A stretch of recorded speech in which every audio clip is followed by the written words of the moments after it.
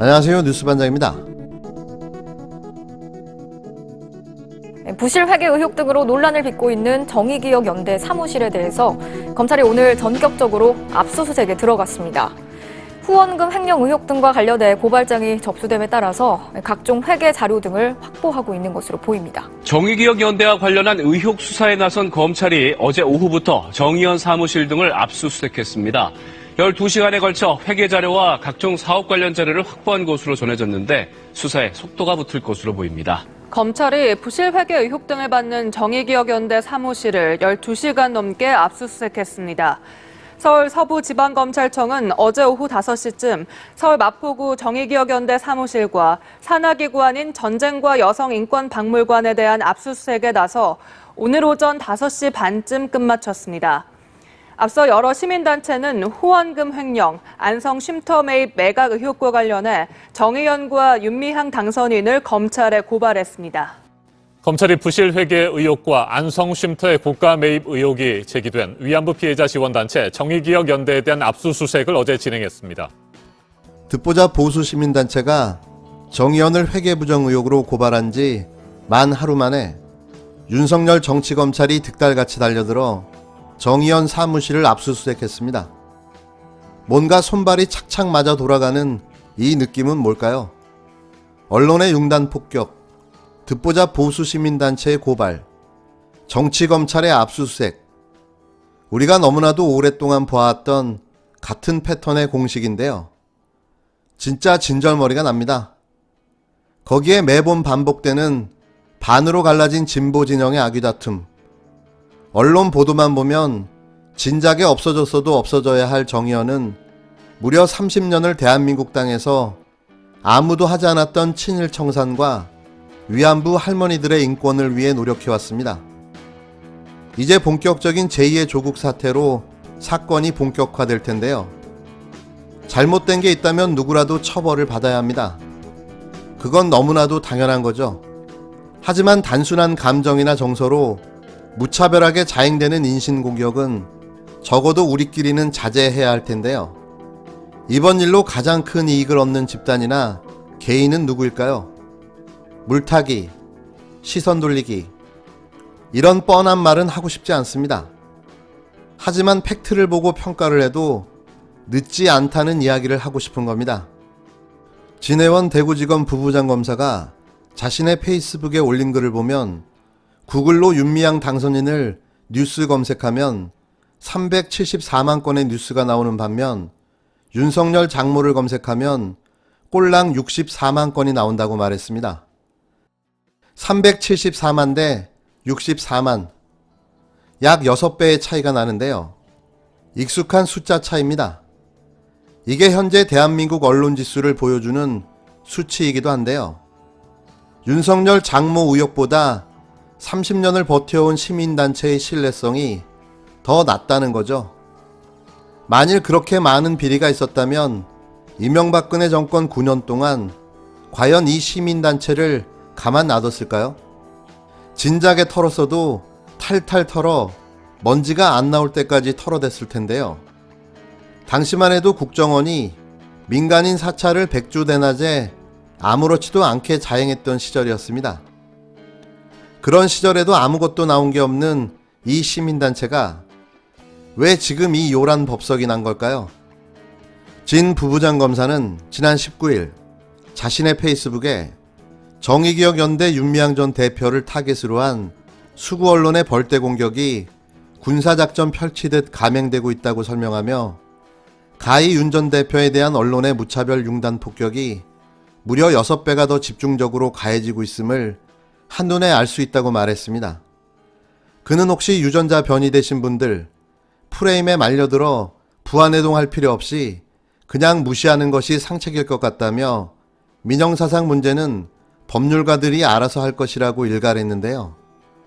이어 오히려 이번 기회에 그간 윤미향 당선자가 성노예로 학대받으신 어머니들을 위해 어떠한 사업을 해서 어떠한 성과를 얻었고 그것이 국민들에게 어떠한 반향을 일으켰는지 적극 홍보하는 계기로 삼아보는 것이 좋을 것 같다며 다음과 같이 권유했습니다.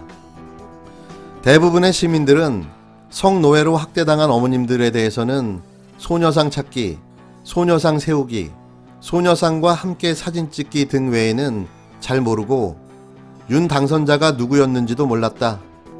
네티즌들도 윤 당선자가 그간 성노예로 고생하신 할머니들을 위해 어떠한 훌륭한 일을 하셨는지 리서치해서 널리 공유해 주시면 왜 윤 당선자가 우리 사회에 꼭 필요하고 왜 매국으로 치부한 홍위병 돌격대주의자들에게 무서운 존재인지 알리는 데 도움이 될 것 같다라고 밝혔는데요.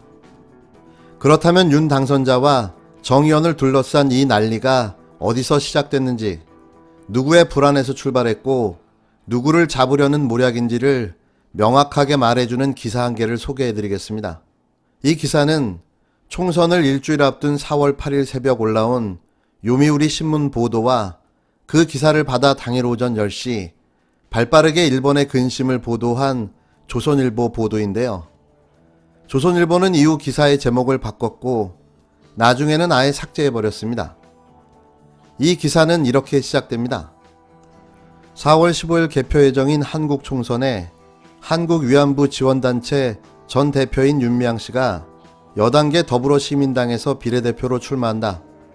비례명보 순위 7위로 당선권 내로 예측된다. 국회의원으로 전신하면 한국 정부에 대한 위안부 문제로 대일 강경 자세를 더욱더 강화하라고 요구할 가능성이 높다. 윤 씨는 본인 페이스북에 7일 제가 국회의원에 들어가면 일본군 위안부 일제 강제동원 피해자들의 소원을 실현하여 역사 진실규명 바로잡기를 위해 충실한 입법을 보증한다고 올렸다. 위안부 문제에 관한 역사관 건설과 증용공을 둘러싼 배상, 보상제도 창설도 내세웠다. 연합뉴스에 따르면 윤 씨는 2005년부터 한국 최대 위안부 지원단체 한국정신대 문제대책협의회 대표를 맡았다. 2011년 서울 일본 대사관 앞에 위안부를 상징하는 소녀상을 설치, 소녀상 앞에서 매주 수요일에 일본을 비판하는 집회를 계속했다. 소녀상 문제 해결 등을 포함한 2015년 말 위안부 문제 관련 한일 합의를 강하게 반대했다. 2017년 출범한 문재인 정권은 정대협의 요구에 응하는 형식으로 위안부들에게 현금 지급하는 지원단체를 해산시켰고 한일 합의를 사실상 무형화시켰다. 윤 씨는 2018년 정대협이 명칭 변경한 일본군 성노예제 문제 해결을 위한 정의기억연대, 약칭 정의연 이사장을 맡았으나 출마 직전 3월 말 사임했다. 윤 씨가 속한 더불어시민당은 여당인 더불어민주당의 자매정당이다. 비례명단 상위 후보는 시민단체 등에서 공모 선출했다. 78명 이상이 공모했으나 윤 씨는 비례명단 상위로 공인됐다. 일부 징용공 지원단체는 왜 위안부의 지원단체만이 이런 대우를 얻을 수 있는지라며 비판한다. 연합뉴스에 따르면 이 단체가 추천하는 후보는 박근혜 전 대통령에 관한 행사에 참석한 적이 있다는 이유로 더불어시민당의 공인을 받을 수 없었다. 정대현 대표였던 윤미향 당선자의 국회 진출이 이 사건의 단초로 여겨지는 정황들입니다. 윤 당선자가 국회에 진출하는 걸 두려워하는 일본의 계략이 먹힌 건 아닐까요? 이때를 기다렸다는 듯 극우 세력들이 윤미향 당선자 논란을 악용해 역사 뒤집기 시도에 나선 것도 우연일까요? 반일 종족주의 저자들과 얽힌 단체가 위안부 강제동원 피해를 부정하고 소녀상 철거, 수요 집회 중단 집회를 벌이기 시작했고 흑석동 소녀상을 돌로 찍어 훼손하는 사건도 벌어졌습니다. 거기에 한 발 더 나가 섬나라 일본 극우신문까지 나서 소녀상 철거를 주장하고 있는데요. 이런데도 과연 이게 우연일까요?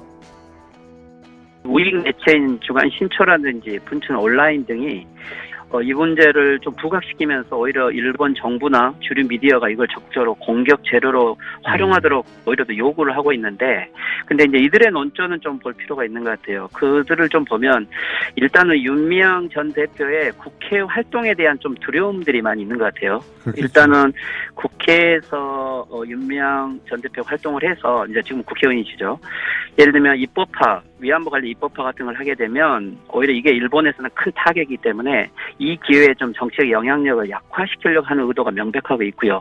그리고 또 한 가지는 일본 내에 있는 즉 정의기억연대와 연대하고는 일본 시민단체들이 있는데 이 시민단체들에 대한 공격을 아주 강화시키고 있는 것 같아요. 즉 이번 기회에 한국에서 한국의 정의기억연대 같은 시민단체 틀에 대한 공격이 자행되고 있는 것처럼 일본에서도 일본 내 위안부 또는 전후보상 관련된 즉 일본 변협이라든지 진보적인 학자라든지 시민단체들이랑 공격을 동시에 장악하면서 이게 어떻게 보면 한일 간에 이 보수 세력들이 한일 간의 이 시민단체들의 이 동시 공격을 하는 것은 단순한 언론 보도만은 아니다라고 좀 볼 측면이 있는 것 같아요.